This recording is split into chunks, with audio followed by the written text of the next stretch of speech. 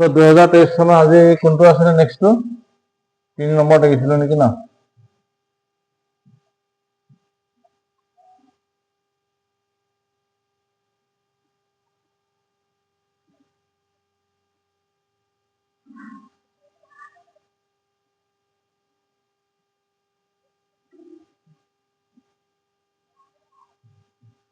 এইটোৱে হয়নে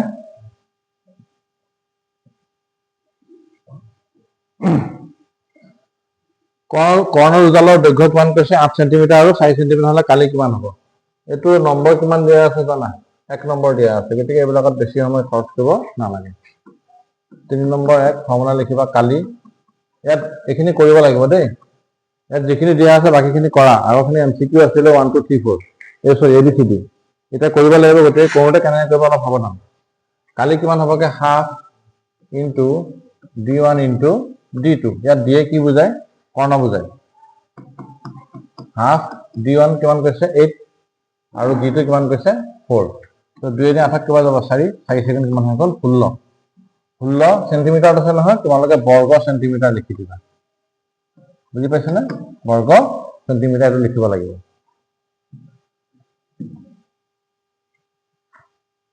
2 নম্বৰটো চাওঁ 2 নম্বৰ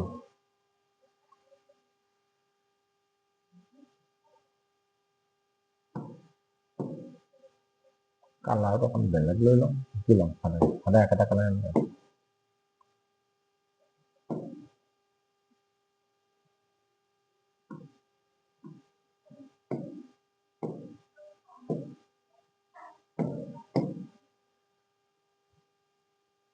যিটো আটাইতকৈ সৰু সংখ্যাৰে √27ক পূৰণ কৰা এটা পৰিমেয় সংখ্যা পোৱা যায় সেই সংখ্যাটো কিমান তো ৰুট কিমান আছে 27 2 নম্বৰ প্ৰশ্ন কিমান 3 2 3 2 টোত কিমান আছে √27 কেনেকৈ লিখিবা 9 ইনটু 3 কি হ'বগে 3 স্কয়াৰ ইনটু 3 এই স্কয়াৰটো ৰুটটো কটা যাব গতিকে 3 √3 থাকিব ইয়াত আনসাৰ কিমান থাকিবগে 3 √3 তাৰপিছত লিখিবা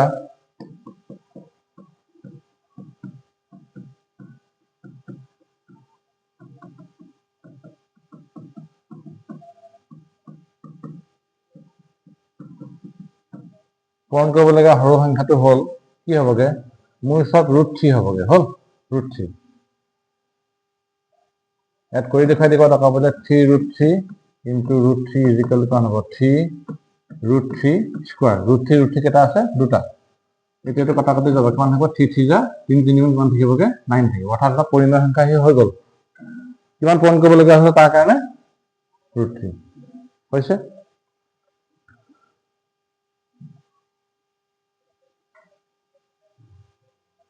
4x স্কয়াৰ প্লাস 8x 3 নম্বৰটো কিমান কৈছে 3 নহয় তো কিমান 3 4x স্কয়াৰ প্লাস 8x ইয়া শূন্যকেইটা পূৰণফল কি হ'ব এটা এটা বহুপদ হলে কি হ'ব শূন্যকেইটাৰ পূৰণফল কিমান হ'বগে c/a কিমান হয় c/a ইয়াত c আছে নেকি গোটেই জায়গাটো c নাই গতিকে c জায়গাত একো নাথাকিলে কি হ'ব 0 তলত হৈ গ'ল a মানে কিমান আছিল 4 4 0 খন গলে কিমান হৈ যাব 0 বাস খতম বুজি পাইছো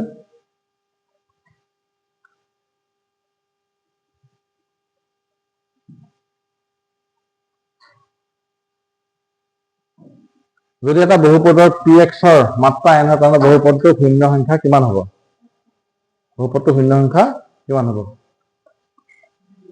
গতিকে তোমালোকৰ 4 নম্বৰটো চোৱা 4 নম্বৰত তোমালোকে লক্ষ্য কৰিবা এটা কথা আগতে আমি লিখিছিলো যদি ওপৰত মাত্ৰা কিমান থাকে 2 তাহলে তাৰ শূন্য কেইটা পাওঁ দুটা যদি মাত্ৰা কিমান থাকে 3 শূন্য কেইটা পাওঁ তিনটা যদি nটা মাত্ৰা থাকে তেনেহলে কেইটা হ'ব শূন্য nটা হলনে সেই কথাটোকে তুমি বুজিবলৈ এইটো লিখি থৈ আহিব নালাগে তুমি কি লিখিবা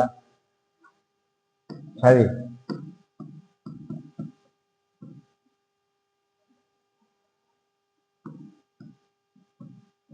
n মাত্ৰা থকা বহুপদৰ শূন্যৰ সংখ্যা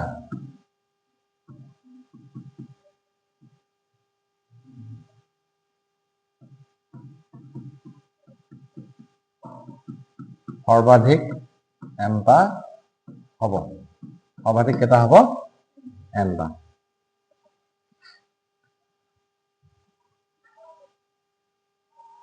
5 নম্বৰটো চোৱা। 5 নম্বৰ কি কৈছে? এটা ৰৈখিক সমীকৰণ সত্য নে অসত্য লিখিবলৈ কৈছে। এইটো ৰৈখিক সমীকৰণত 0টো কি হৈ গ'ল? x জেগাত 0 হৈ গ'ল, y জেগাত 0 হৈ গ'ল। দুটা জেগাত যদি 0 হৈ থাকে তেনেহ'লে এই ৰৈখিক সমীকৰণ হৈ নাথাকিলে। গতিকে এইটো কি হৈ যাব? অসত্য হ'ব। এইটো কি হ'ব? অসত্য। কিয় হ'ব? x টো ইয়াত 0 হৈ যাব, 0 লগত x পূৰণ হ'ব, y লগতো 0 পূৰণ হৈ আছে। গতিকে দুইটা চলকেই নাই। এইটো কি এটা ধ্ৰুৱক। এইটো এটা ধ্ৰুৱক হয়, গতিকে আমাৰ কি থাকিব? ইয়াৰ লগত কোনো কানেকশ্যন নাই। ৰৈখিক সমীকৰণ হ'বলৈ হ'লে ঘাত কিমান থাকিব লাগিব? 1 আৰু এটা চলক থাকিব লাগিব। এটা চলকো নাই ইয়াত। দুটা চলক দেখুৱাই আছে, দুটা চলক এটাও নাই। গতিকে এইটো কি হ'ব? এটা ৰৈখিক সমীকৰণ নহয়। বুজি পাইছো? ৰৈখিক সমীকৰণ যেনে x + 5 = 0। ইয়াৰ ওপৰত কি আছে? 1। এটা চলক থাকিব লাগিব। কিন্তু যদিহে মই ইয়াৰ আগত যদি 0 লিখি দিওঁ, লিখিছো মই কৈছো যে মই ৰৈখিক সমীকৰণ লিখিছো, কিন্তু 0 লিখি দিয়াৰ কাৰণে কি যাব? ইয়াৰ মানটো কি হৈ গ'ল? 0 + 5 = 0। গতিকে যিহেতু এক্সিষ্টে নকৰে, নাথাকেই, গতিকে এটা ৰৈখিক সমীকৰণ হৈ নাথাকিব যদি 0 লিখি দিয়ে। হ'ল?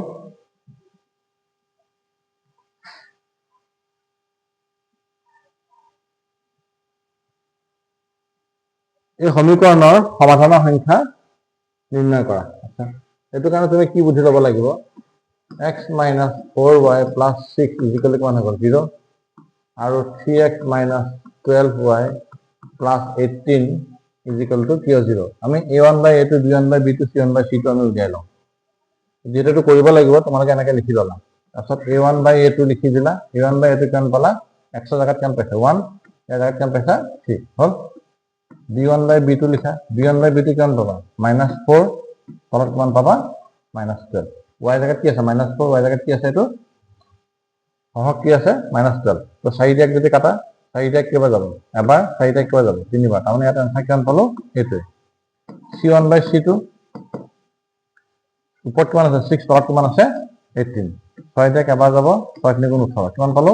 1/3। তো আমি কি দেখিছো ইয়াত? আমি ইয়াত দেখিছো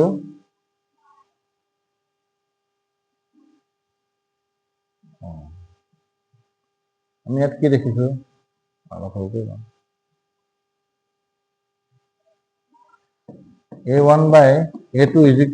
= b1/b2 = c1/c2 দেখিছো। ইয়াৰ অৰ্থ কি আছিলে? অসীম সংখ্যক সমাধান। ইয়াৰ কিমান সমাধান থাকিব? অসীম সংখ্যক সমাধান। কিয় হ'ব? এই ৰেখাডালৰ ওপৰত এডাল ৰেখা মিলি গ'ল। বুজি পাইছেনে? গতিকে মিলিয়ে গৈছে আৰু তাততো আৰু সমাধানৰ কোনো কথাই নাই। চবেই সমাধান। যোনটো বিন্দুৱে নোলোৱা কিয় ইয়াত চবেই সমাধান। গতিকে অসীম সংখ্যক সমাধান থাকিব। হ'ল? এইটো বুজি পালো?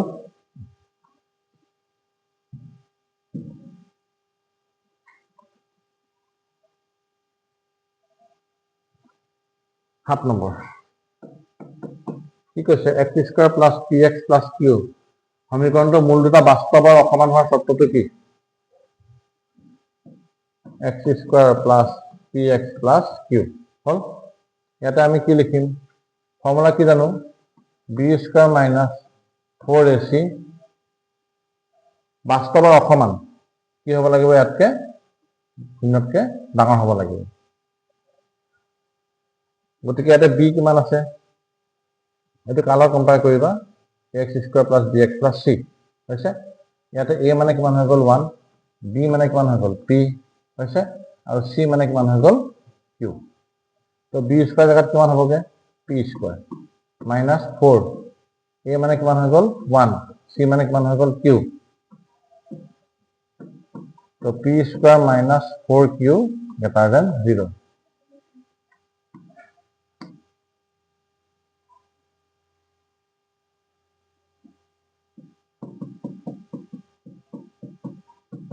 এইটোৱে শৰ্ত।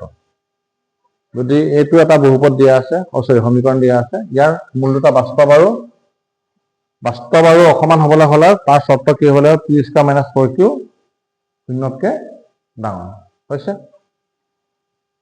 এইখিনি ৰিটাৰ্ণ কৰিব লাগিব, এনেকে লিখি দিম।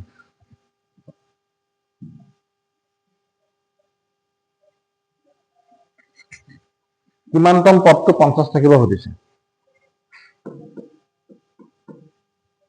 লিখি দিওঁ 2, 4, 6, 8 হয়নে?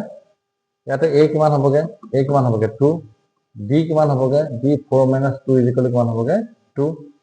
এতিয়া ফৰ্মুলা আমি কিমান জানো? an আমি জানো বুলি লিখিবা।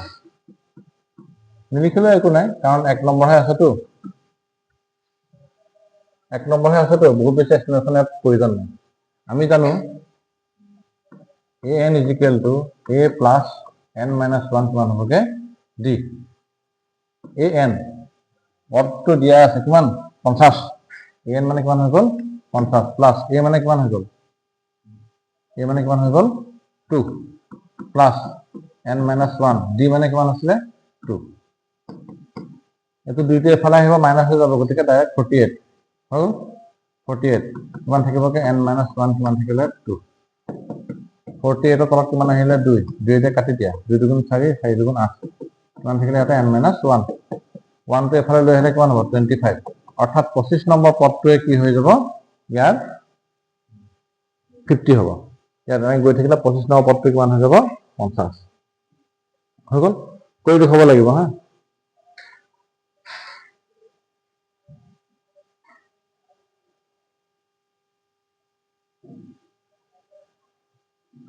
এই সমান্তৰাল প্ৰকৃতিটোত কিমানটা পদ ল'লে সিহঁতৰ যোগফল 78 হ'ব? এইটো অকণ দীঘলীয়া অংক হ'ব। 1 নম্বৰহে আছে, উপায় নাই। 1 নম্বৰ কাৰণে এইটো প্ৰশ্ন নহয়। আচ্ছা, আমি চাওঁ কি কি দিছে। 24, 21, 18 হ'ল। কিমানটা পদ ইয়াত আমি ল'ব পাৰোঁ যাতে যোগফল কিমান হ'ব লাগে? ইয়াৰ 78 হ'ব লাগে। ইয়াতে আমি a কিমান পাইছোগে? a পাইছো আমি 24 আৰু d কিমান পাম ইয়াত? 21 - 24। 24 পৰা 21 মাইনাছ কৰিলে কিমান থাকিবগে? 3 থাকিব। -3। এতিয়া আমি ফৰ্মুলাটো জানিব লাগিব Sn। যদি nটা পদ যোগ কৰোঁ তেনেহ'লে ইয়াৰ ফৰ্মুলাটো হৈছেগে Sn = n/2 twice a plus n minus 1 d twice a plus n minus 1 d।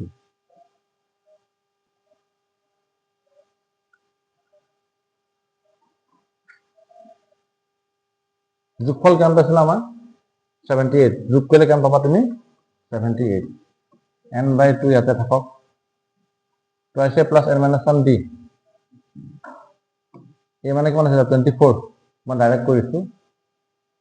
2 লগত পূৰণ কৰি দিয়া। 4 দুগুণ 8, 2 দুগুণ 4 হ'ল। ইয়াতে কিমান আছিলে? n - 1। n টো আমি যিহেতু নাজানো থাকক। d কিমান আছিলে? -3।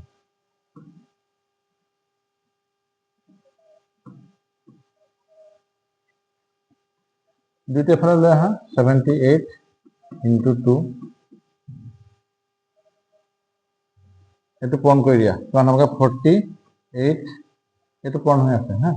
48n ইয়াতে n - 1 এইখিনি কৰি ল'ব লাগিব, নকৰিলে তোমালোকৰ দিগদাৰ হৈ যাব। ইয়াতে n থাকিলে এইটো হৈ গ'ল 48, এইটো প্লাছ এইটো মাইনাছ, প্লাছ মাইনাছে কি হ'ব? -3n মাইনাছে মাইনাছে কি হৈ যাব? +3।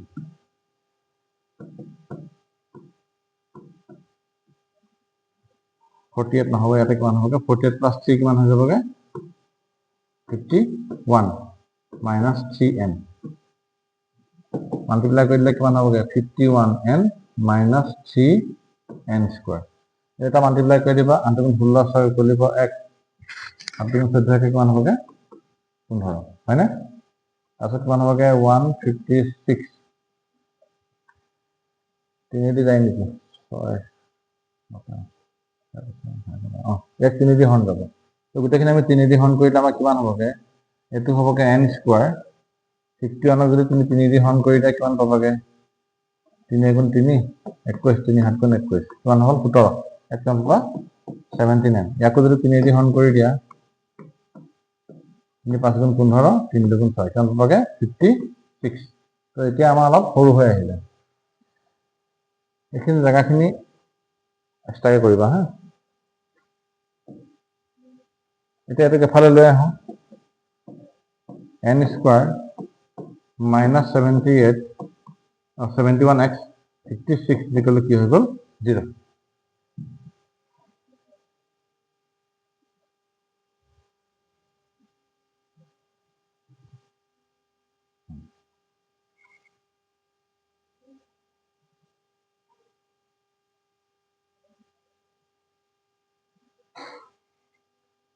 সো এটা মধ্যপদ বিভাজন বুদ্ধিটো কৰিব লাগিব ইয়াতে 17 56 আমি কি হেৰি হৰণ কৰিব পাৰিম 56 ক 2 দি 2 গুণ 4 8 গুণ 16 হয় না 56 2 গুণ 4 8 গুণ 16 2 দি গণনা যাব 14 বাৰ হয় না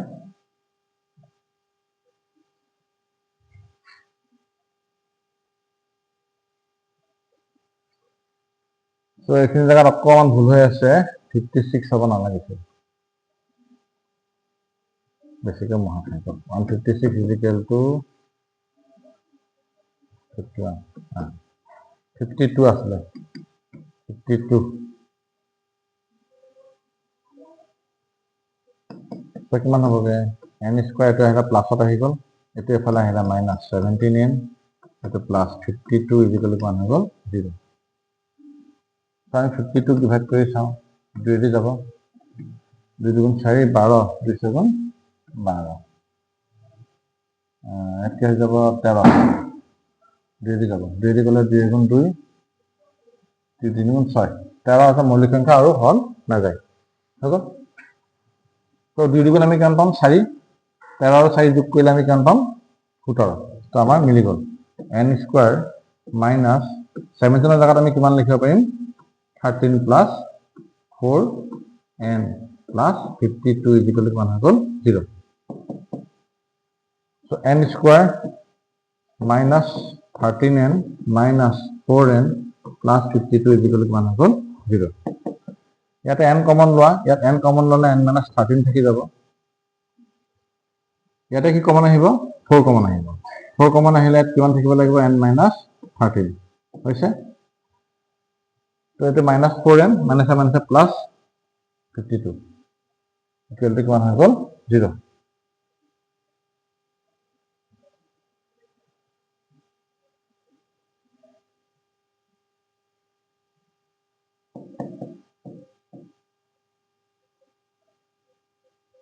তো n minus 13 ইয়াত কিমান থাকিলে n minus 4 is equal to কিমান হল 0 ইয়াৰ অৰ্থ কি n মানে কিমান হ'ব পাৰে 13 আৰু n মানে কিমান হ'ব পাৰে 4 অৰ্থাৎ দুটা মানে শুদ্ধ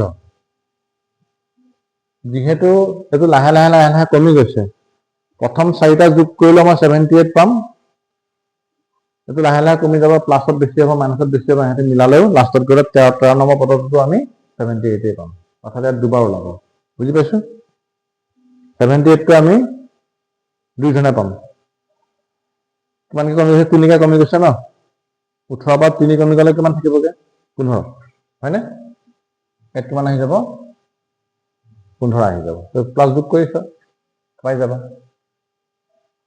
8 কে কিমান হৈ গল 9 9 পাছে কিমান হৈ গল 14 14 6 কিমান হ'বগে 18 18 8 সকলিব 1 2 2 4 কে 5 কে 6 কে 7 78 প্ৰথম চাৰিটা পদৰ যোগফল কিমান পাইছো আমি 78 তেনেকে তুমি এটো কমি যাব এফালে প্লাসত হবগে এফালে অলপ অংশত মাইনাস আহি যাব মাইনাস আহি যোৱাৰ লগে লগে 13 নম্বৰ পদত হৈ যাব গতিকে এই দুইটাই আমাৰ আনসাৰ শুদ্ধ হৈছে